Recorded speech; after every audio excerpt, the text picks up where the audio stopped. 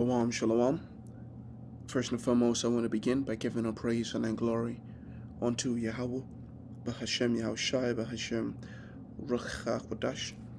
Double honors to the elders and to the apostles of Great Millstone, and then of respect to the brothers that they're pushing and spreading the gospel of Yahweh Bahashem Yahushai to the four corners of the world. Now, through the spirit and power of Yahweh Bahashem Yahushai, I just want to go into the book of Ecclesiasticus, the 48th chapter, and Lord willing, this be edifying. Now, I had began a series from the 44th chapter, and basically, if you had not seen it, the point here is that, the Ecclesiasticus talks about, men who lived according to the word of the Lord and were exalted, right? And we're hearing about their fame and the glory that the Lord gave them after all these years, right? Even after all this time. And so, what we ought to take away from it, being in this ministry, and believing and having the faith in Yahweh Bahashem Yahushai, is that when you actually consider these men and you go into the history and the references that's made to them, you'll find out that, like us, they lived in times where they had to, prove their faith, right? Their faithfulness to Yahweh Bahashem Yahushai, despite the environment that they were in. An environment of wickedness, an environment of scoffish, right? An environment of witchcraft and sorceries, right? And everything that is opposed to holiness. And through it all, right, they stood firm. And, when the Lord decided to magnify himself, he magnified himself through these men, right? And so an example here is the book of Ecclesiasticus, the 48th chapter, verse 1. It says, "Then stood up Elias, the prophet, as fire," right? Some translations will say, that fiery prophet, right? So he was on fire for the Lord. "And his word burned like a lamp," right?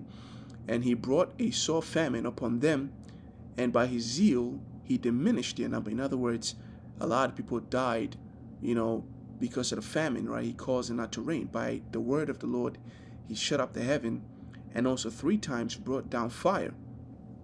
Okay? So you can see why he's termed as the fiery prophet. He was one of a kind, man. He was, he was of a different breed, and that is why he represents the prophet. Moses represents the law, but Elijah represents the prophet, right? He's like the highest standard of a prophet to date. And, even Yahushua said it, of all those born of a woman, there is none, like John the Baptist, who is, of course, Elijah, right? So it says, "O Elias, how wast thou honored in thy wondrous deeds? And who may glory like unto thee? Who didst raise up a man from the dead, and his soul from the place of the dead, by the word of the Most High, who broughtest kings to destructions, and honorable men from their bed," right? So I think, it says, "Who heardest the rebuke of the Lord in Sinai, and in Horeb the judgment of vengeance." I think, I'm drawing a blank on the name right now, but, he had, there was an inquisition made, whether or not a king was made an inquisition, whether or not he would recover. And pretty much, Elijah was like, "Yo, because you consulted with Baal, you ain't gonna get better," right? That's one example. But there was also times where, he anointed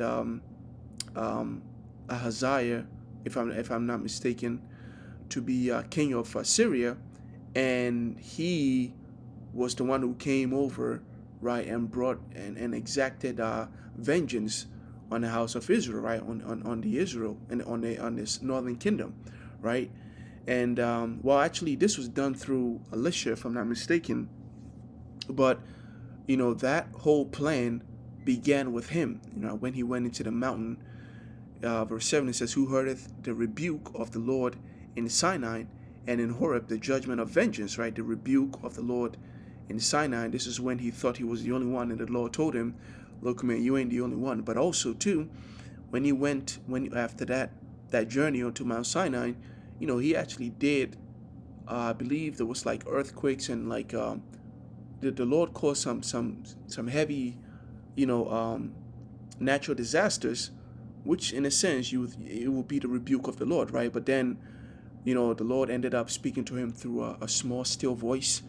Okay, so um, it says, and in Horeb the judgment of vengeance. So the judgment of vengeance is what's being referred to here, and even here, right, in verse 8, who anointeth kings to take vengeance, and prophets to succeed after him, right, which is Elisha to come after him.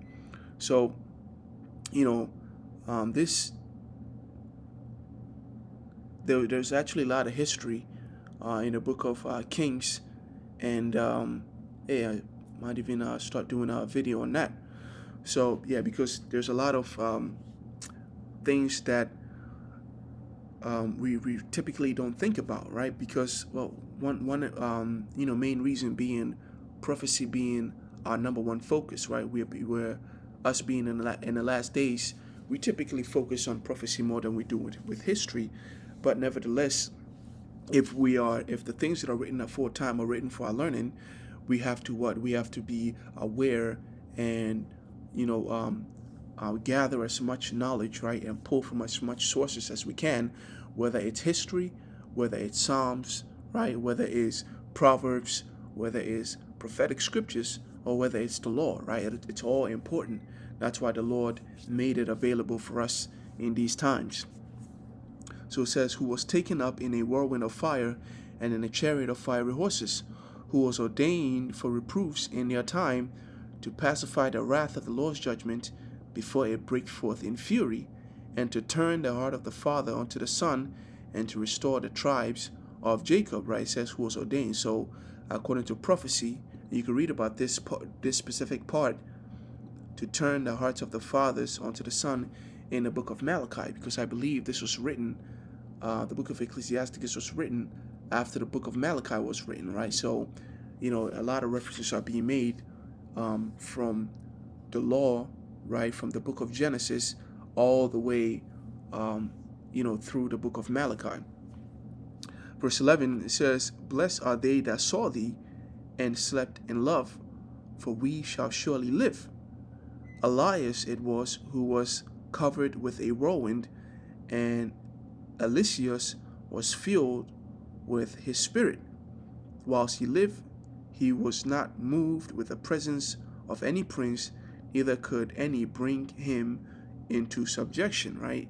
And I think you read about that also in the book of Kings, where there was where he was revealing a lot of military secrets, and for lack of a better word, an order was given out to apprehend him.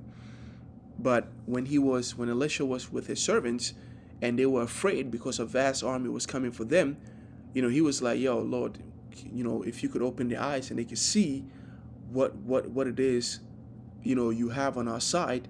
And the Lord opened his servant's eye, and they saw that there was a host, right? A heavenly host, protecting them. So truly, right, no one could bring him into subjection. And he was filled with the spirit, right, of Elijah. It says no word could overcome him. And after his death, his body prophesied. He did wondrous in his life, and at his death were his works marvelous. For all this the people repented not, neither departed they from their sins, till they were spoiled and carried out of their land, and were scattered through all the earth. Yet there remained a small people, and a ruler in the house of David, of whom some did that which was pleasing to God, and some multiplied sins. Right? Hezekiah fortified his city, and brought in water into the midst thereof, and digged a hard rock with iron, and made wells for water. And in his time Sennacherib came up, and sent Rapses, right, if I'm pronouncing that right, and lifted up his hand against Zion, and boasted proudly, right? Again, you can also read about that in the book of Kings. And the reason the Assyrians could not take it down was because it wasn't according to the Lord's plan for Assyria to take down the southern kingdom, right? Then when the Lord pronounced his judgment against the southern kingdom through Jeremiah, it was the Babylonians that was supposed to bring down, Jerusalem. But the Assyrians thought that Jerusalem was for their taking, and then it says what?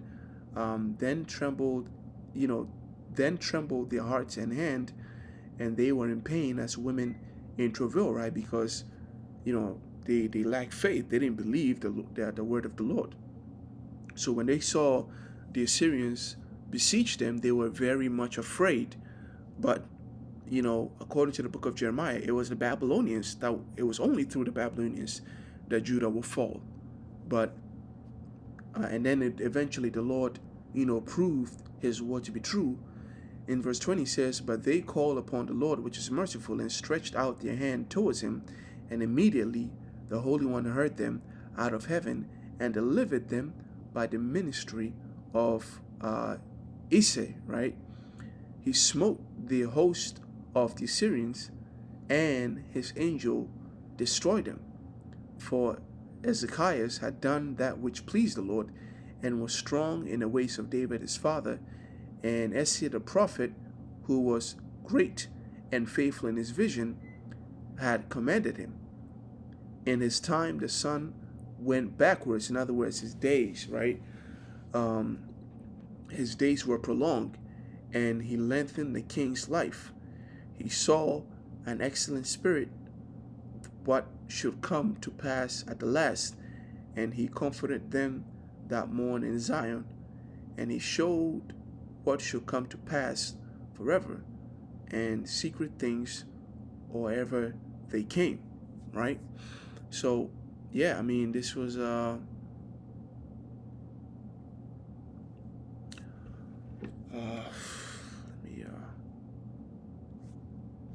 this is the book of Ecclesiasticus, right? The 48th chapter. This is pretty straightforward.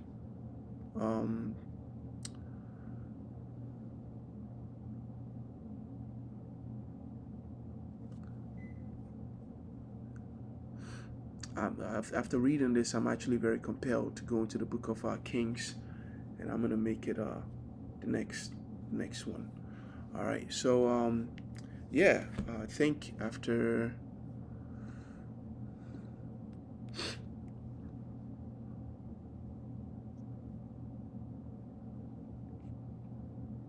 let's see.